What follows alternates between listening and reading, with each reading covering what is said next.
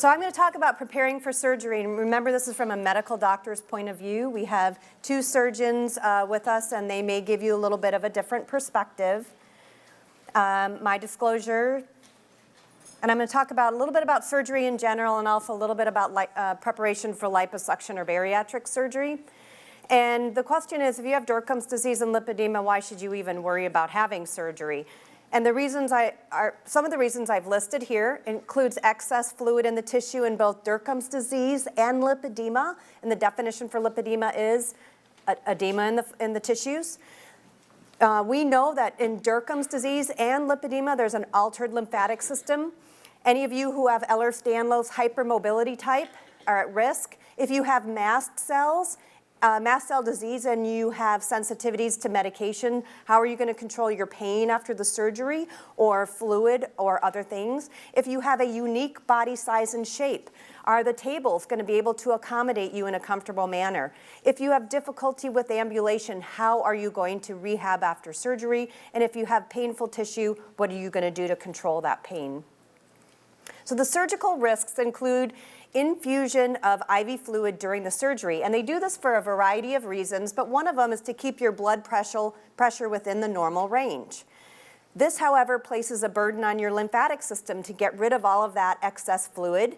If your body retains that fluid, you can have difficulty in healing. So there's a process that your surgeon and anesthesiologist should know about called individualized goal-directed fluid therapy. They should only give you as much fluid as you need, and they should know why they're being careful with fluid for you. Anesthesia can impair lymphatic pumping. Larger incisions through the skin can actually damage the lymphatic system.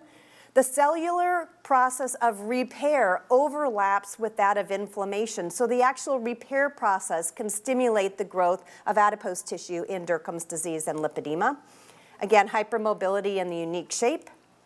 And scar formation after the surgery, especially if you keloid, can inhibit lymphatic flow, and pain can be very difficult to control. You can also have slow recovery due to loss of mobility, and if you don't recover very quickly, you can develop muscle atrophy. And poor ambulation after surgery, as well as vascular inflammation, can put you at increased risk for a clot. So let's talk a little bit about clotting and bleeding. This is for Dr. Bartholomew. So there are a number of anecdotal reports of women who have had excessive bleeding after liposuction requiring an ICU admission and a blood transfusion. And usually your blood clotting risk is measured before you have your surgery to ensure that your clotting factors are normal. And this is your basic workup here. This may be even a little bit more than what a surgeon may do for you. They may just check your PT and prothrombin time. But fibrinogen and platelet count are also very important. And if you have any abnormalities, then you should get a further workup. But this is a list of inherited and acquired problems with clotting and bleeding. And this is in conditions associated with easy bruising. And as you can see, Ehlers-Danlos syndrome is on there as a disorder of the vascular system or perivascular tissue that puts you at increased risk for bleeding. There's also the use of aspirin, clopidogrel, any kind of that non-steroidal anti-inflammatories that puts you at increased risk for platelet dysfunction and bleeding, and that's why you need to stop those before surgery. And I would like to add lipedema and Derkham's disease to this list of disorders of vascular or perivascular tissues. This is a list of inherited hypercoagulable conditions, and as you heard from Dr. Bartholomew, the most common is factor V Leiden. I have seen it in the population. It would be really good for you to know that, and so you need to look back through your family history, but also at incidences where you've had excessive bleeding or you've formed a clot. And one of the things I want to point out here is elevated levels of homocysteine. I'm seeing quite a few ladies who have elevated levels of homocysteine. Well, what does that mean? So homocysteine can be elevated if you have low B vitamins, if you have kidney disease, if you're hypothyroid. When you correct it, your homocysteine level should also correct. It can happen in other autoimmune conditions and also with the MTHFR mutation. which you've probably heard about on the boards. And what this enzyme does, this MTHFR, is it converts, using 5-methyl tetrahydrofolate, it changes homocysteine to the very benign amino acid methionine. So if you don't have this enzyme, homocysteine builds up. And homocysteine has been linked to cardiovascular disease as well as excess bleeding. When they bring the homocysteine level down, it does not improve cardiovascular disease in women, but we're talking about your bleeding risk. So if you do have an elevated homocysteine, it wouldn't be a bad idea to supplement with B vitamins to bring that level down. And your doctor can do these tests very easily. These are some of the publications on how general anesthesia inhibits lymphatic flow. And I really like the fact that you can actually get liposuction not under general anesthesia, where you're awake or you have twilight anesthesia. And you can see even common medications also inhibit lymphatic flow. So definitely find out what kind of anesthesia you're going to have when you talk to your anesthesiologist and point out to them that you have an altered lymphatic system. And if you're undergoing general anesthesia, you will have an appointment with the anesthesiologist. But I don't think it's just the anesthesia. I also think that it's the cut. So it's the anesthesia plus a large incision cutting lymphatics that will inhibit lymphatic flow from the legs. And I have a lot of ladies who have come to me and said, after my hysterectomy, I developed this condition. So the condition may have been there underlying, but after the cut through the lymphatic system, it became known. I also want to talk a little bit about Ehlers-Danlos hypermobility type and surgery. These people tend to have difficulties in surgery. They tend to be resistant to the intradermal injections of lidocaine. So if you're going to have a lidocaine, you want to say, I'm very resistant to that, can you double the dose? And I don't know if anybody knows this, but I have Ehlers-Danlos hypermobility. And I just had a dental procedure, and I said, I'm resistant to lidocaine, and they gave me a massive double dose, and I didn't feel a thing. That doesn't mean that everyone's the same as me, but I can tell you that at least that's an easy first step. There are also different injectables that you can use, and Dr. Stutz, I know, also uses different injectables depending on whether you have resistance to the canes. People with Ehlers-Danlos hypermobility type can also have problems with general anesthesia. They can wake up during the surgery, or after the surgery, they have trouble waking up, one or the other.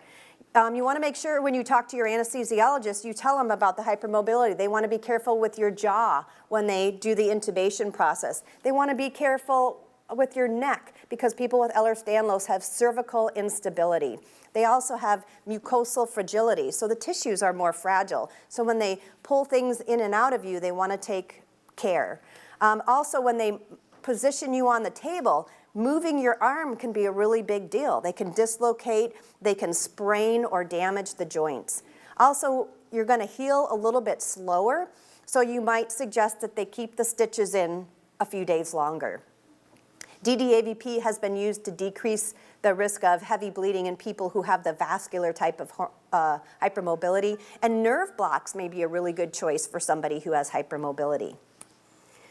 So we've got all these issues that we need to improve before surgery.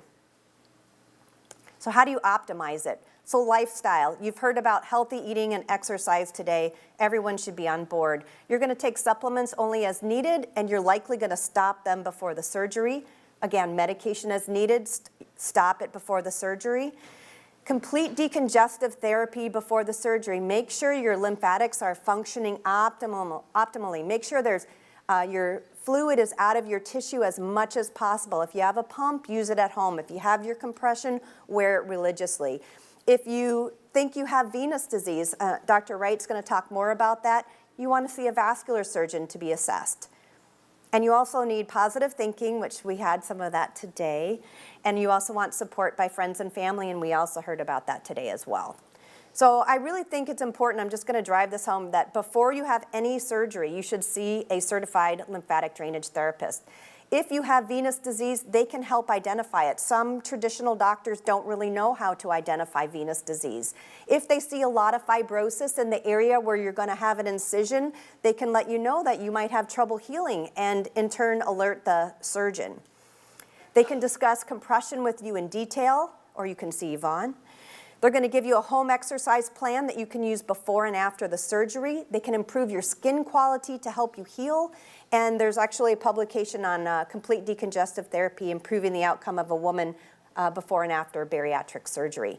And the changes in the tissue from complete decongestive therapy can be dramatic. Cuff, no cuff. So exercise after surgery is called rehab. Exercise before surgery is called prehab. So you want to do some prehab. And they've shown that in one study that prehab decreased the time of hospital stay in patients undergoing vascular repair. And I think in our group that prehab includes complete decongestive therapy. And we know that exercise is good for the lymphatic system. We've heard it today. It improves your muscle pump. And they took these mice and they sat them down at the table and fed them a high-fat diet. And after they're nice and full, they submitted them to aerobic exercise. And when they did the aerobic exercise, they were the same exact size after they did the aerobic exercise, but their lymphatics functioned better. So it's not a matter of decreasing your size, it's improving what's inside. Also in these mice, they decreased the number of inflammatory cells that were surrounding the vessels, and they also improved the endothelial cell function in the lymphatics. So exercise, I can't stress enough, is really important for the lymphatic system. Dr. Eicher talked about nutrition, reducing inflammation with the food that you eat, and we do have the book available. This is a big deal for me, the letter of medical necessity. We talked a little bit about this yesterday, but sometimes I see people only once, and then I'm writing them a letter of medical necessity. And I really don't know as much about you as you know about you. So it would really be helpful for you to get onto a Word document or something that you can email. What's your natural history of lipedema? How did it evolve during your lifetime? How has it worsened over time? We heard Brianna talk about that today. What are your current problems associated with your lipedema or Derkham's disease? Anyone in your family have the same disorder and have problems with their disease? Put that down. Give us a list of everything you've tried, whether you failed it or it was successful. It would be nice to see that some things you tried you were successful and other things you tried you failed. You don't have to fail everything to put it down on your letter.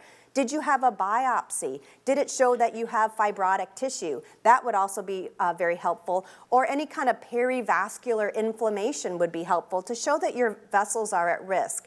And if you've had any abnormal imaging, a lymphangioscintigraphy, documented excess fat on a CT or MRI or excess fluid would be helpful. To image or not to image, I know that some doctors, when patients come to them, you have to come and you have to get an image. You have to get a lymphangioscintigraphy or you're not getting in.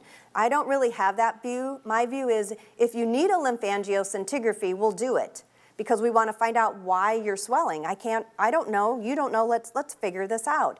But if you have normal feet, like in lipedema or Derkham's disease, you really don't need a lymphangioscintigraphy to get the treatment. It doesn't really change the treatment plan very much. There has to be a reason why you get it. And if you get a lymphangioscintigraphy and it's completely normal, what are the chances that your insurance company is going to approve liposuction or another cosmetic procedure? It actually goes down. So also, if you do get a lymphangioscintigraphy, make sure that somebody who knows about the lymphatic system looks at it, because even in my institution, when they look at it, they say it was normal, and I look at it and one side was completely sluggish. There was barely any movement in one side and they read it as normal. So be very careful. Make sure you have good support. You know how to get good support. Pretty much so everyone who comes to see me has a very good friend, a very good life partner who comes with them, who's supportive. I am just so impressed by the partners of everybody. And honest to goodness, I think we ought to give them a hand, because I don't think we've done that yet. So thank you, partners. Woo! And if you need to laugh, just see me and Yvonne. So positive thinking and recovery after surgery. There's more to your experience of just whether your tissue is better after surgery, and I think Brianna pointed that out very well today.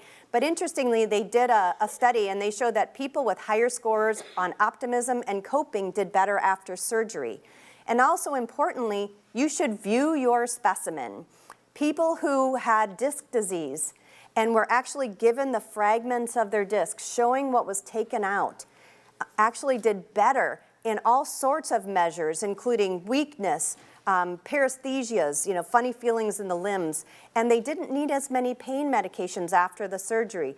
So if you have bariatric surgery, check out the piece of your stomach they take out. If you have liposuction, make sure you look at how much fat they remove. So in summary, be aware of your own personal risks before surgery. That is part of your job. You are a partner. Discuss the need for a clotting or bleeding workup with your doctor well before any surgery. Make sure you review your family history and your own history about bleeding or clotting. And explain to your doctor the need to keep incisions small. I've seen these ginormous incisions for Derkham's disease. They're huge.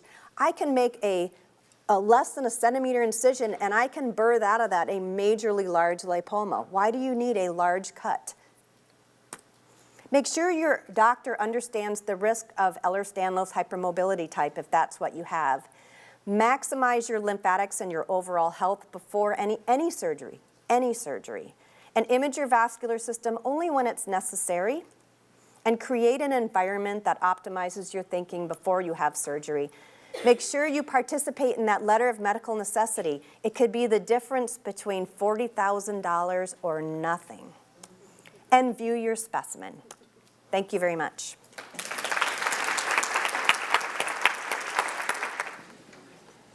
All right, I don't have any significant disclosures concerning this talk. First of all, I have a few things to confess beforehand. So I am a bariatric surgeon. I've been doing bariatric surgery for about the last 20 years or so, and have seen a lot of patients come through. I've never diagnosed somebody with lipedema. I've seen a lot of patients who have lipedema. I never made that diagnosis. This is something that I didn't know very much about until very, very recently. So first of all, thank you for educating me on something that a lot of my patients suffer from. There's not been a single paper, as we just talked about, on the effects of bariatric surgery on lipedema. That's so, the amount of data that we have concerning that is absolutely zero. So I am not really here to talk to you about the effects of bariatric surgery on lipedema, okay? But I am here to tell you some things about weight loss surgery that I think can be helpful, and I guess put it into the perspective of this overall disease. So we, of course, live and die by the body mass index. And we all know that body mass index is an estimate of body fat content, and that there are certain groups of patients in which that estimate is not very accurate. We also know that there are groups of patients where the body mass index is not indicative of the metabolic disease that patients have. And our biggest concern with bariatric surgery has to do with the metabolic disease and the effects of the excess body fat content on the other systems in the body. And that's the most important thing to remember about bariatric surgery. We are not doing bariatric surgery to have people lose weight. We're doing bariatric surgery so people are going to be healthier. We're doing bariatric surgery because it has been shown to have an effect on these other comorbid conditions. And so one of the things that we do know is that BMI does not correlate in patients who have fat disorders. So that's an important distinction that we have to understand. But we do know that obesity as an entity has a huge impact on the other systems in the body. It causes what we call comorbid conditions, which I'm going to talk a lot more about here in just a minute. It increases your risk of disability, increases your medical costs, decreases your quality of life, and leads to premature death. So this is a picture that we have here that looks at some of the various comorbid conditions, and really this is the most important thing that we now understand about obesity and the impact of excess body fat on the other systems in the body. And so there are 64 different comorbid conditions that I know of. I'm not going to go through all of them right here. The point of this is to show that this disease affects every other system in the body. And that's what I try to explain to patients, is that morbid obesity is a disease that affects every cell in the body. Literally, it affects every system in the body.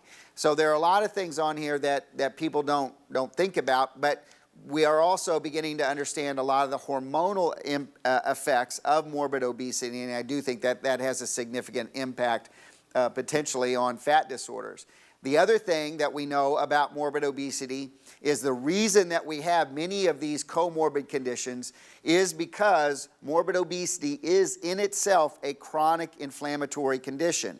So, for example, one of the causes of elevated homocysteine levels is morbid obesity. It elevates what we call CRP, which increases your risk of heart disease, and we know that those things improve when patients have weight loss surgery. So those are really the most important things that we now understand about this disease and that we understand about the treatment of this disease.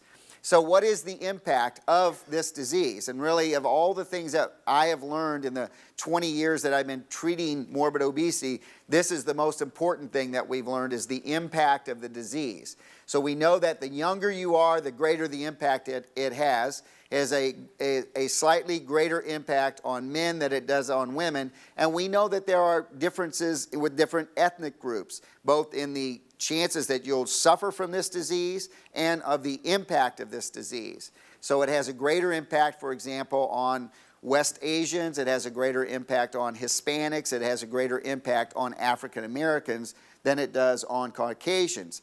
And so that's one of the factors that we have to look at. But this was a great study out of the Lancet that looked at healthy life years lost and actual life years lost. And here you see, starting at a BMI of 35, if you had a BMI of 35 or greater, for women, on average, you had 19 fewer healthy life years, and you lost a total of 6 years of life. For men, it was about 20 years and about 8 years. And so that's one of the significant things that we have learned, is the very, very direct impact that this has on healthy life years and on total life years. Why is it so difficult to lose weight without surgery? Because without surgery, it is a very, very difficult process. So we are beginning to learn, and I really want to emphasize that, beginning to learn things about why it is so difficult for patients to lose weight and keep it off. So this was a study that looked at various hormone levels when patients went on a diet and what happened when patients went off that diet. So one of the hormone levels that we looked at was ghrelin. That's called the hunger hormone. And we know that when you don't eat for a period of time, your ghrelin level goes up. It makes you have the sensation of hunger. Then you eat and your ghrelin level goes back down over a period of time. And then it slowly comes back up as you don't eat. And that gives us the normal cycle of eating and hunger that we're supposed to have. But when you go on a diet, when you reduce the number of calories you take in, your ghrelin level is going to go up at its baseline. And then it's going to go down much slower. But the really difficult part of this is what happens to that ghrelin level when you go off the diet. When you go off the diet, that ghrelin level starts to come back down. But it doesn't come back down to its baseline. And we know it doesn't come back down to its baseline for over a year after you go off the diet. If you look at hunger levels that patients report, the same thing happens. They are more hungry when they go on a reduced calorie diet, and that increase in hunger is maintained after they go off the diet for at least a year afterwards. So our body has this set point that it develops, and it tries very, very hard to keep us at that set point. The unfortunate thing about the effect of a reduced calorie diet, as we all know, is the typical thing that happens is that you lose weight. Most people do lose weight when they go on a reduced calorie diet. But what happens in the end? Not only do you gain that weight back, but you always gain back a little bit more. And that leads to this yo-yo effect that we see that so many patients have been on. Now, weight loss surgery has been around for quite some time. We have really mountains of data that show the improvements in those comorbid conditions from weight loss surgery. It decreases your risk of high blood pressure, decreases your risk of stroke, has a tremendous impact on diabetes, type 2 diabetes. It has a significant impact on your cardiovascular system. It decreases your risk of a heart attack. It cures sleep apnea about 85% of the time, improves joint disease, improves venous stasis disease, improves gastroesophageal reflux disease, and actually also has a tremendous impact on infertility. So I want to talk about some of the different types of weight loss surgeries and the differences in those weight loss surgeries. So one of the weight loss surgeries that we have available to us today is the laparoscopic adjustable gastric band.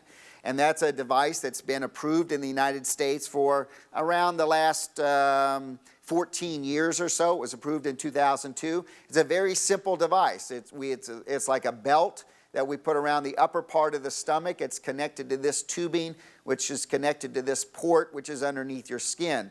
We can put fluid in through that port, which makes a balloon on the inside of this either inflate or deflate and makes this opening smaller or larger depending on your symptoms, depending on your weight loss and things like that. The band is the safest operation that we can do. The mortality rate from that is really around 1 out of 50,000 patients. So it's a very, very safe operation, one of the safest operations, safer than having your gallbladder out. So it's a very, very safe operation. However, the impact of the band is really best in patients who have lower BMIs. I think it's really best in patients who have BMIs between 30 and 40, if we're looking at that. The effect of the band is moderate. The weight loss is typically somewhere between 30 and 50% of your excess weight. The newest operation that we have available is the sleeve gastrectomy. It's an operation where we're going to take the normal stomach, which is sort of a big bag, and turn it into a long, skinny tube. We know that one of the areas where you have a concentration of that hunger hormone is up here in this part of the stomach. So we know that by taking out that part of the stomach, it decreases that hunger hormone level. And that's one of the impacts and one of the reasons that weight loss surgery is effective. And so by turning the stomach into a long tube, we also know that the stomach empties faster, and therefore that also is going to tell your body that you have enough calories and decrease your hunger level. The next operation is really what most people consider to be the gold standard of bariatric surgery, and that's the gastric bypass. Gastric bypass is a very effective operation. It's been around for over 40 years, and we know more about this operation than we do any of the other procedures. It has a significant impact because we not only make the stomach much, much smaller, but we also reroute the intestines. And by rerouting the intestines, we change the way your body absorbs glucose and the way it processes carbohydrates. So this operation has a tremendous impact on type 2 diabetes, on insulin resistance, on things like PCOS, and it really is probably the best operation for many, many patients who suffer from those diseases.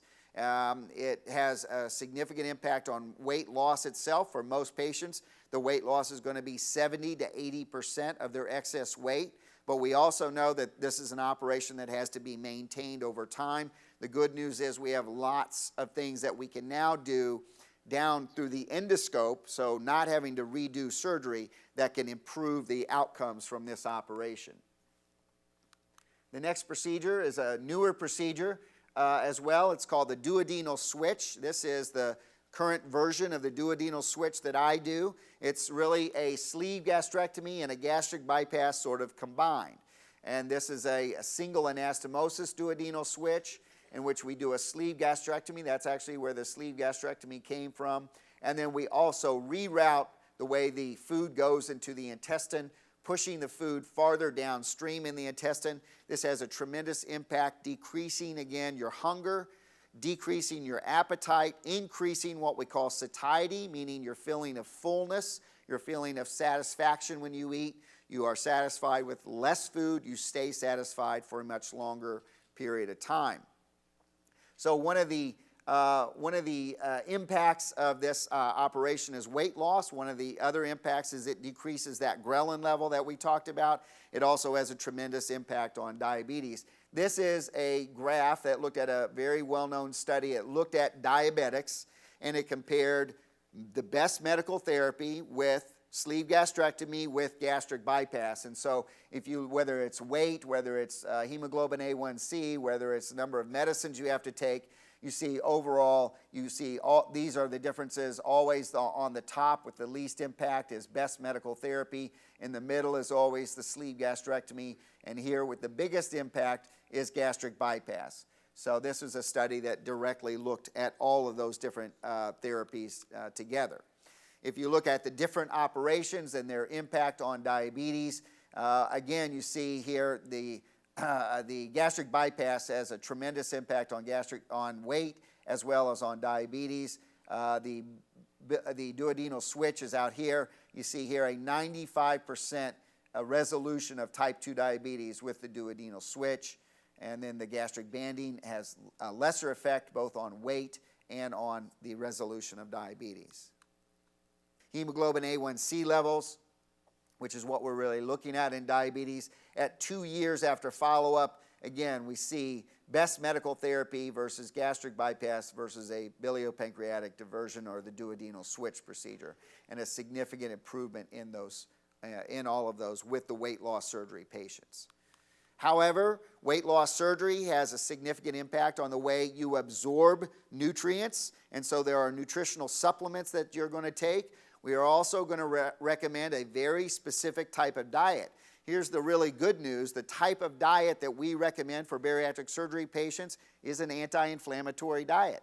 And so, as I'm looking at your diet instructions and my diet instructions, they're very, very similar. If you look at the types of supplementation that we recommend for our patients, I think they're probably very, very similar as well. But it is important for you to understand that if you have weight loss surgery, you're going to need to take these supplements for the rest of your life, and you're going to need to get these levels measured for the rest of your life. So it's important for you to understand. So 80% of my patients come in with a nutritional deficiency.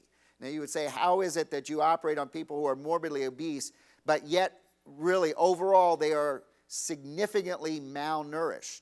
Well, that's because of the type of diet that they are eating for the most part, and it's just because of the process of the disease itself. So these patients have significant vitamin deficiencies before we start. And by the way, I don't even count vitamin D as a vitamin deficiency. I assume everybody has a vitamin D deficiency, and we start at that point. But iron, B12, thiamine, folic acid, magnesium, and for the operations where we are rerouting the intestine, the fat-soluble vitamins are also very, very important. Vitamins A, E, D, and K. So we always want to look at those vitamins in those particular patients.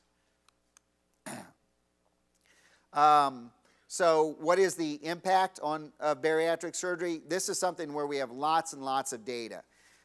This was a great study out of Canada that looked at 6,000 patients and compared a group that had surgery versus a matched control group that did not have surgery. At the end of 5 years, if you look at the difference in the mortality rate, you saw an 89% reduction in the risk of dying if you had bariatric surgery versus if you did not have bariatric surgery.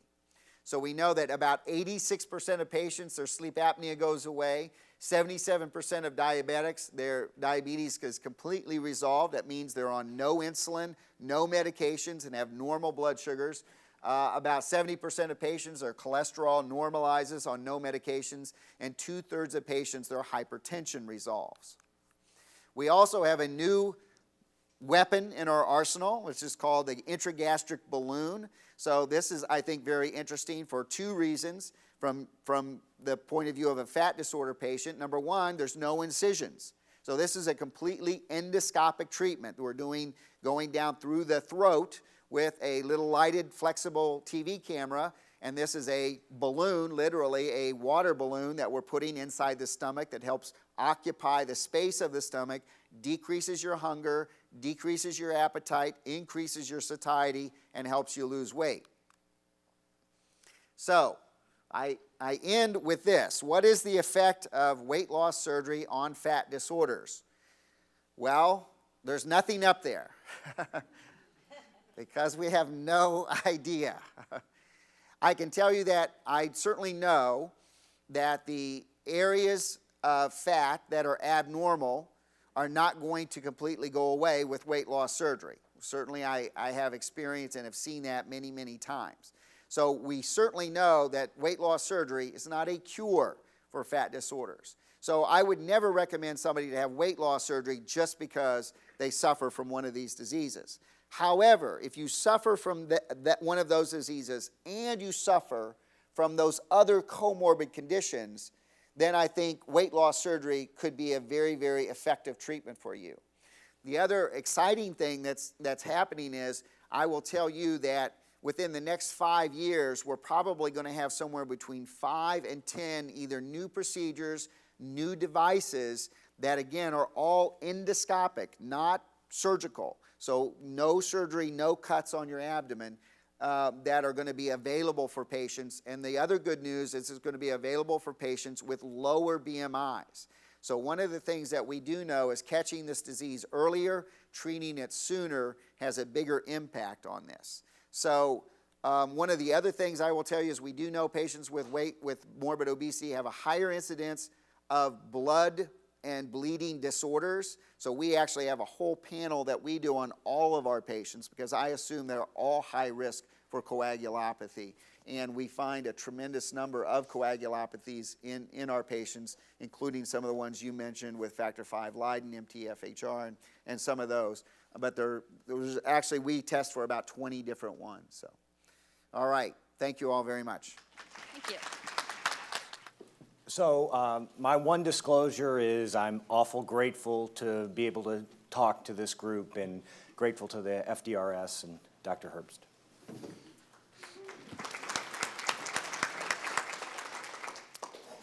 So talking about vein problems, venous insufficiency or vein problems can significantly worsen or add to symptoms of lipedema. And when I'm talking about vein problems, I'm talking about, saphenous venous insufficiency, not just spider veins. Though spider veins and visible veins are more common in patients with lipedema. When I'm talking about the necessity to treat vein problems, I'm talking about significant venous insufficiency that can be seen on an ultrasound. And I'll get into that more a bit later. So I think it's very important to treat significant vein problems prior to surgical treatment for lipedema. Okay, talking about the venous system, in the leg, 90% of the blood goes through the deep system, and the superficial venous system only pumps about 10% of the blood back to the heart. But it's responsible for far more of the problems. So most of the problems that we treat for venous insufficiency in the leg are really superficial venous problems, and that means like the small and greater saphenous and their tributaries.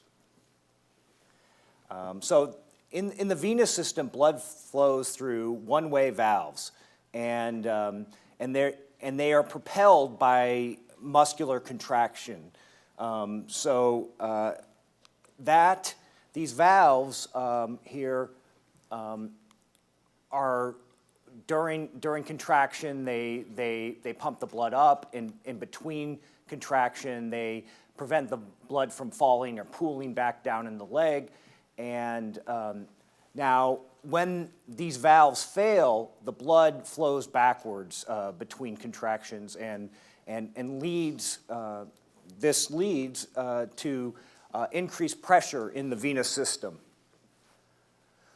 So the venous system has a pronounced impact on the lymphatic system. So the lymph down here in the tissues. This is tissues or capillaries inside the tissues of the legs or arms, and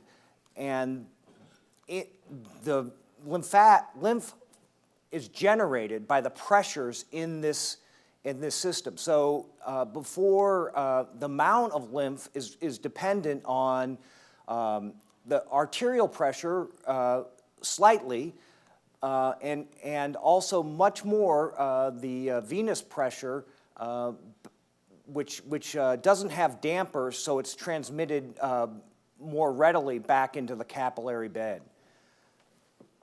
The lymphatics then, as you know, clear waste and fluid from the tissues, and they also have the one-way valves, and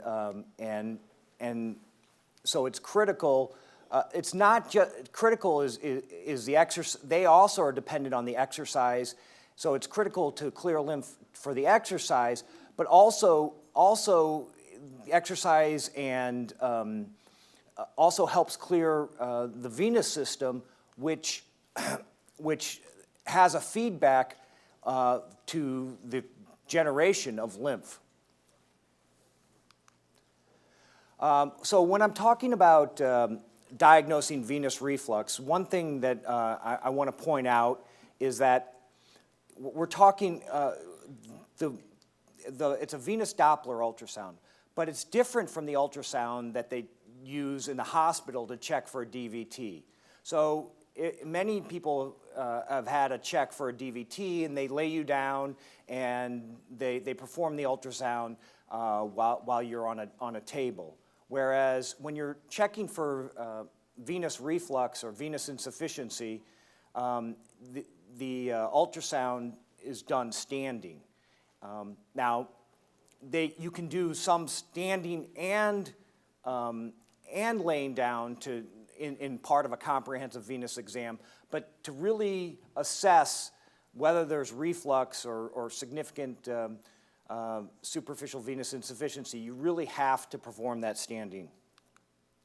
So this is just a picture here of someone standing, and you can see that's how it's best done. And this is what we look for. So what we're looking for here you can see the vein, and then there's a Doppler gate that's measuring the flow. Now, in normal, the flow stops after contraction, and there's no further flow. Whereas in venous reflux, they're the same contraction, but the flow continues. So, as I mentioned, this venous reflux leads to venous hypertension. And venous hypertension is really the underlying cause of a progression of vicious cycle of worsening vein problems. So the hypertension stimulates inflammatory markers and adhesion of white blood cells. These markers then the white cells release metalloproteins, which weaken the vein wall and vein valves, and that leads to valvular incompetence, which increases the venous pressure even further. There's also a cycle here where this increased venous pressure generates more lymphatic flow. And over time, this overwhelms the lymphatic system and leads to more leg swelling, which, when legs are swollen, that increases the pressure in the veins. And so it's a vicious cycle as well. So physiologically, these feedbacks can be very hard to combat. So a little more about what vein problems look like. So it could be simply spider veins or visible veins. They're actually called telangiectasias, and or It can be swelling in the legs, as we just went through. It also can be, one of the common problems of vein problems is phlebitis, which are tender veins on the, this is an example of tender veins on the skin. And that actually can be fairly serious and can be associated with more significant phlebitis inside the body. Varicose veins, that's what most people think of. But venous hypertension at the tissue level leads to a staining or a darkening of the skin, a hyperpigmentation, and that's the big word for that is lipodermatosclerosis. And it can also, finally, it can affect the health of the skin to the point that it doesn't heal properly and you get venous ulcers. So in lipedema, we see more patients with visible veins and easy and more problems with hyperpigmentation, especially around the shins, which are indications of increased pressure in the venous bed in the skin there. So the consequences of venous hypertension can lead to venous lymphedema, the swelling I showed you, or aggravated existing lymphedema or lipedema. It also leads to poor wound healing, and also leads to a leg inflammation, which can aggravate leg pain. In fact, many of the symptoms of venous insufficiency, leg heaviness, cramping, etc., are very similar to the symptoms that patients with lipedema have.